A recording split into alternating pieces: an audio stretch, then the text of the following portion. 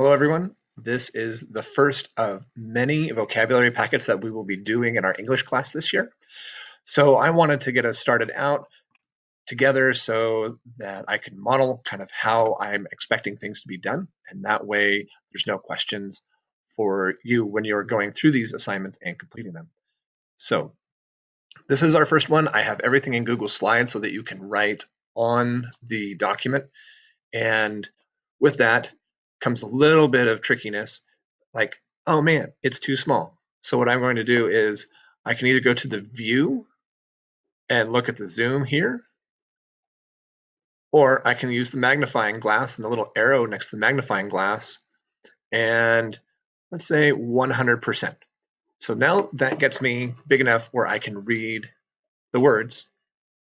And for this first one, I will read the words to you along with their definitions. If we were in our regular class setting, we would be taking turns as we go around the class to do the same thing.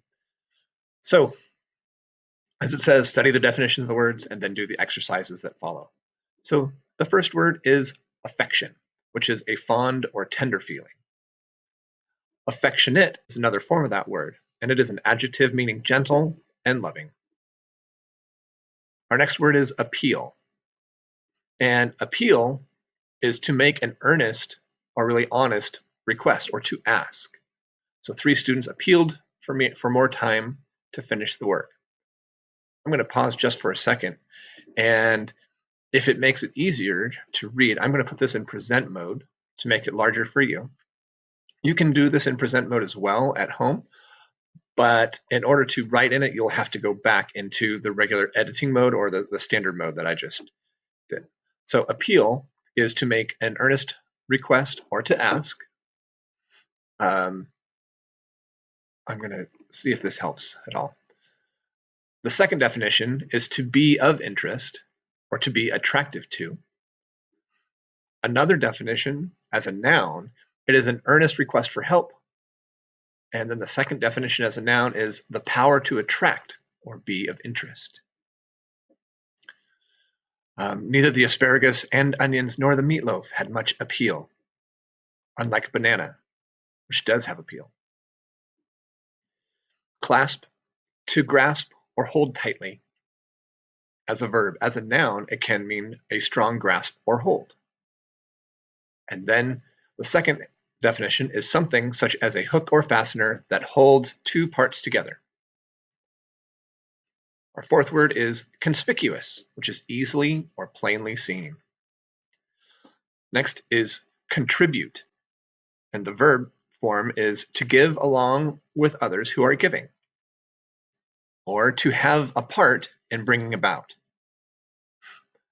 There's also a contribution, or that which is given, a contributor, which is one who gives, or contributors, if there's more than one. We're going to go on to the next slide. And on this is our first word is to declare or to make known or to state openly. Eloquent is an adjective which is skilled at speaking or writing, having the power to move people. And that move is not shifting them from one space to another. It is for people to feel something inside their hearts. Eloquence is skill at speaking or writing, or the power to move people. Again, in moving people towards action, not physically moving their location. Next is exhibit, to show in public. A noun version is an item or collection of items in a public show. And an exhibition is a large-scale public show. Next is ferry. Now, there is another word, ferry, but it's spelled differently. And that's Tinkerbell and all of her friends. That's the other type of ferry. This type of ferry is a boat that carries people and goods back and forth across a stretch of water, or to move people or goods by boat across a stretch of water. So if you have to go from one island to the mainland, you often will take a ferry, especially if you live in Washington. An immigrant is a person who comes into a country to live there. Lofty is very tall or high. As an adjective, it can also mean noble in feeling or ideas. Like ending world hunger in our lifetime is a lofty goal. And thirdly, showing a too proud or superior attitude. The lofty way the diner spoke to the waiter made me feel uncomfortable. So in that way, it's kind of snooty, not super cool. Next, we have pedestal, a base or support on which something stands. So the Statue of Liberty stands on a pedestal. To persecute, or to treat cruelly or harshly because of political, religious, or other differences. And we'll be talking a lot more about that in social studies. Poverty is the state of being poor.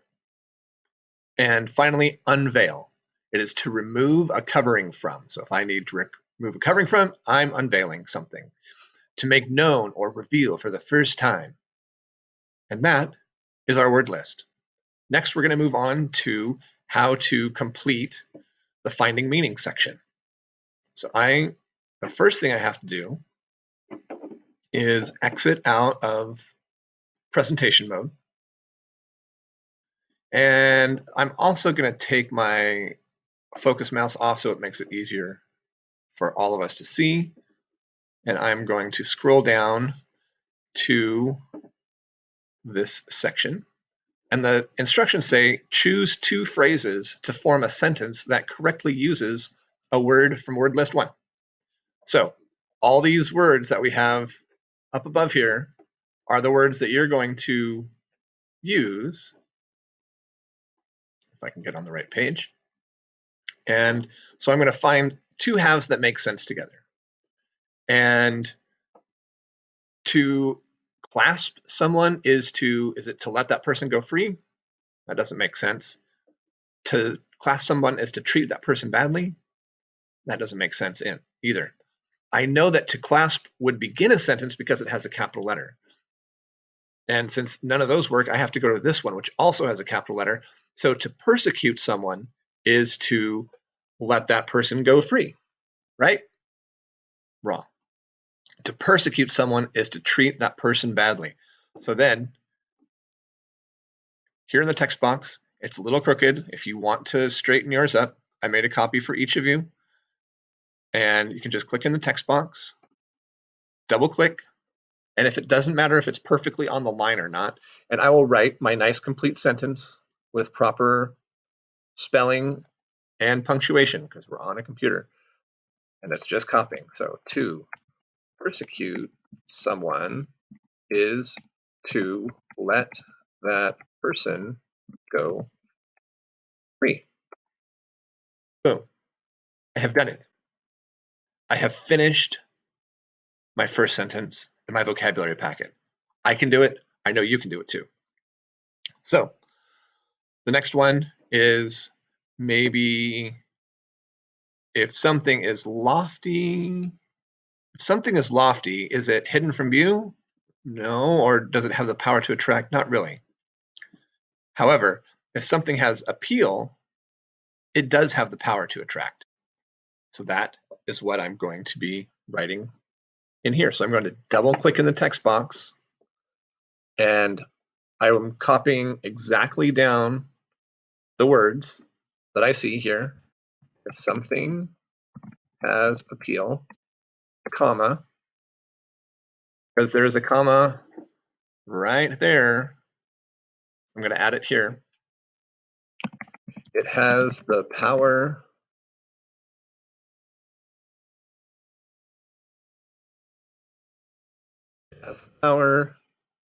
to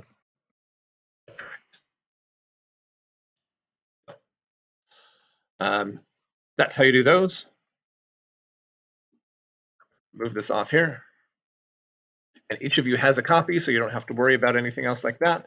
And then we're going to, so there are 3 on this page and another 7. You'll notice that on all these vocabulary packets, that in this corner over here, you have a list of all your words. So you don't have to keep scrolling back and forth to remember which word is which. So that's going to be true on the either the odd or even pages, you'll have this word list for you to use as a tool. Next. So this page was a little bit crooked when it got copied, so the text boxes are a little funky. So this one is replace each phrase in bold, so the bold letters or the bold words with a single word or form of the word from the word list.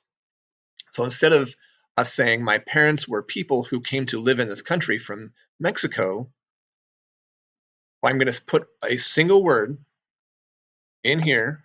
So I double click. It's nice and centered. It has a box around it, so it's easy to find. And then I'm going to check my word list. And I think that one of my words was immigrant. So I'm going to go back to here and I'm going to double click. And I'm going to write immigrant. But I'm not quite done yet.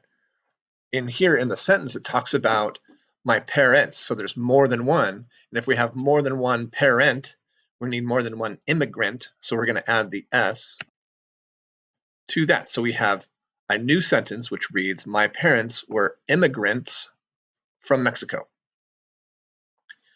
Our next one says, the boat that carries people across the river leaves every hour on the hour.